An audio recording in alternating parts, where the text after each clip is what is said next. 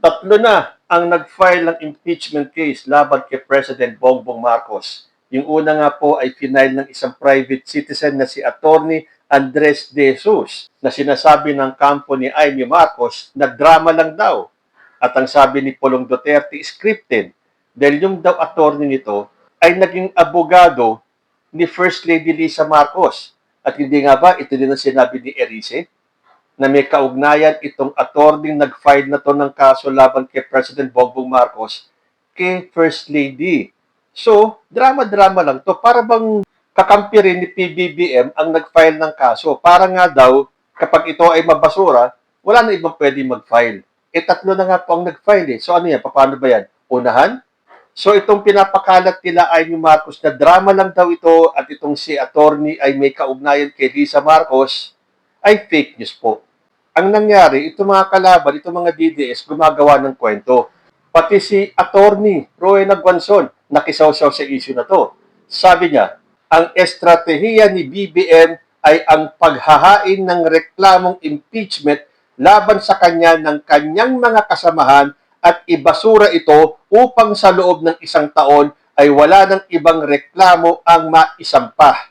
So itong mga DDS na to, pinagpipilitan na kumbaga merong tanim bala, meron ding tanim impeachment.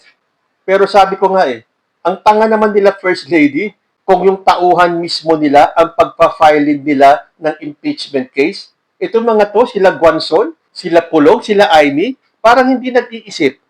Ang dali-daling mabuko. Kung talagang may kaugnayan itong attorney kay First Lady, bakit siya pa ang gagamitin ng mga Marcos para mag-file ng impeachment case laban kay President Bongbong Marcos kung napakadali naman mabuko, i-research lang nila kung sino itong attorney na to, kung totoo bang may kaugnayan kay First Lady ito, o talagang on his own, nag-file siya.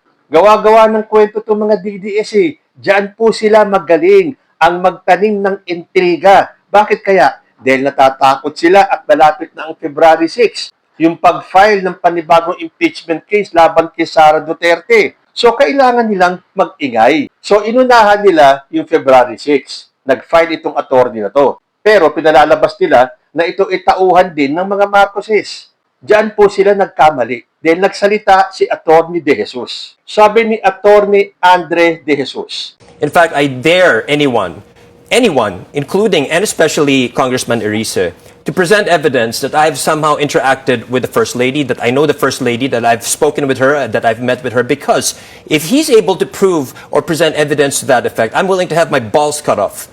And he will need a hacksaw for that because these are made of steel.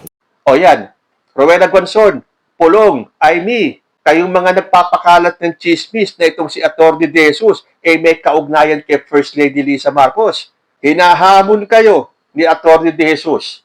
Patunayan ninyo na siya ay may kaugnayan kay Lisa Marcos at ipapuputol niya ang bayag niya. Although mahihirapan daw kayo dahil yun ay gawa sa bakal. O, meron challenge mapatunayan nyo na siya ay naging abogado ni First Lady. Meron siyang ipapuputol. Kayo kaya, ano ipapuputol nyo? Mga dila ninyo. Mga dilang ang hilig magpakalat ng fake news. Diyan kayo magaling. Yan ang trademark ng mga DDS. Wala silang ginawa kundi mag-false accusation. Palibhasa, hirap na hirap kayong mapabagsak si President Bongbong Marcos. Lahat ng paraan gagawin ninyo. At dahil takot kayo sa February 6, eto na. Inunahan nyo na yung ingay ng February 6 para ipa-impeach si President Bongbong Marcos. Sa tingin niyo magtatagumpay ito? Sa Congress pa lang, hindi napapasayan So, meron sumunod. Itong Makabayan Black. Ay nako, pag-uusapan pa ba natin yan? Makabayan Black yan Wala naman niyang pinaboran na presidente. Yung mga makakaliwang yan, mulat sa poll. Wala pa pong pinaboran na nakaupong presidente yung mga yan. At yung mga grounds nila for impeachment, halos pareho din ng grounds itong kay Atty. De Jesus. So, paano magpa-prosper yan? At ngayon, may pangatlo na. The same day, nag-file ang Makabayan at itong grupo ni Mike Defensor. Sabi nga dito sa post mga alipores ng Duterte family nagsampa ng impeachment complaint laban kay PBBM. Mga desperadong galawan talaga mga DDS. Intindihin nyo na lang muna yung impeachment ni Sara na paparating sa February 6. talagang kailangan yung mag-ingay, no? Para mawala ang usapin sa paparating na impeachment ni Sara Duterte. Sabi rito sa balita, mga kaalyado ni Duterte naghain ng impeachment complaint laban kay Pangulong Marcos. Bandang alas 2 ng hapon, isang grupo ng mga kilalang kritiko ni Pangulong Bongbong Marcos at mga taga-suporta ng kampo ni dating Pangulong Duterte ang dumating upang maghain ng impeachment complaint laban sa kasalukuyang Pangulo. Sino-sino kaya ang mga kasama dun sa nag-file ng impeachment case? Kabilang sa mga nagreklamo sina dating Gobernador Chavit Singson ng Ilocos Sur, dating Kongresista Mike Defensor, dating Representative Jacinto Paras, retiradong General Hermogenes Esperon, Attorney Ferdinand Topacio at iba pang mga dating opisyal. At yung mga dating opisyal na yon, sigurado mga maka-Duterte. So ano i-expect mo? Dahil worn and beaten na ang mga Duterte. Papalubog na ang barko nila. Lahat na lang gagawin nila to save Sara Duterte. Kasi hindi na nila masave si Rodrigo Duterte sa ICC. Kailangan isalba nila si Sara Duterte. So itong pangatlong impeachment case na to, nahalatang halata naman kung bakit sila nag-file ng kasong yan. Natural, para pagtakpan yung mga kasalanan ni Sara Duterte. Gagawa sila ng paraan para makita ang mga kasalanan ni President Bongbong Marcos at ito ay gusto nilang i-impeach. At bakit gusto nilang i-impeach? Para marami sa mga kasamahan nila ang mawala ang mga kaso. Dahil sunod-sunod na po na yung kanilang mga kaalyado ay nakakasuhan na. So kailangan mapababa nila si President Bongbong Marcos. Teka muna, ano na ang mangyayari dun sa one-time, big-time rally ni Chavit Singson? At dito sa January 31, resign Bongbong rally ni Mike Defensor. Alam nyo kasi na walang mangyayari sa mga rally ninyo. Dahil ilang taon na kayo nagrarally. Wala nang pumapansin sa inyo eh. Nung isang araw nga, nabalitaan ko na lang, may rally na naman daw sa EDSA. Pero halos hindi na nababalita. Paano? Hindi na sila pinapatulan ng taong bayan. So, gagawa naman sila ng ibang paraan. Ito ang impeach Bongbong Marcos na sa tingin ninyo, makakakuha sila ng 1/3 na boto mula sa Kongreso? Siguro ito na yung sinasabi ni Chavit Singson na bilang na ang araw ni PBBM sa pwesto. E paano yan? Sinabi na ng House Leader na wala silang nakikitang grounds para ma-impeach si Marcos Jr. Pabayaan po natin yung mga nag-file ng impeachment kay President Bongbong Marcos. Karapatan po nila yan. Ang importante ay makapag-present sila ng balidong rason para i-impeach si President Bongbong Marcos.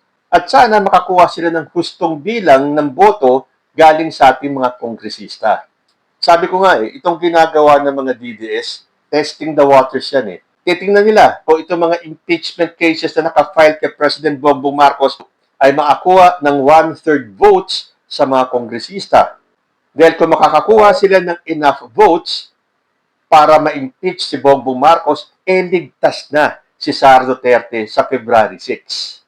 Kung hindi at mabasura lamang itong impeachment cases laban kay President Bongbong Marcos, delikado na si Sara Duterte. Kailangan gawin nila lahat ng paraan para maharang ang kanyang February 6 na pag-file ng impeachment dahil kung hindi nila magagawang harangin yan, tuloy-tuloy na po ang impeachment case at ang trial ni Sara Duterte.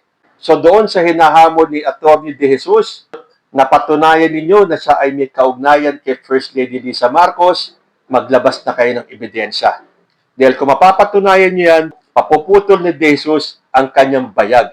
Pero dapat, kung hindi nyo mapapatunayan niya, paputol din nyo ang mga dila nyo na wala nang alam kundi magpakalat ng fake news. At sa pangalawang impeachment case ng Makabayan, wala pong kahihinatnan yan. Lalo na dito sa pangatlong impeachment case na alam naman natin kung bakit nag-file itong mga makasara Duterte, mga personalidad na ito. Para lang mapagtakpan nila yung ingay nung paparating na February 6 impeachment ni Sara Duterte. Kayo po, ano sa tingin niyo? Comment lang po down below and I will see you in my next video. Diyos ti Agnina.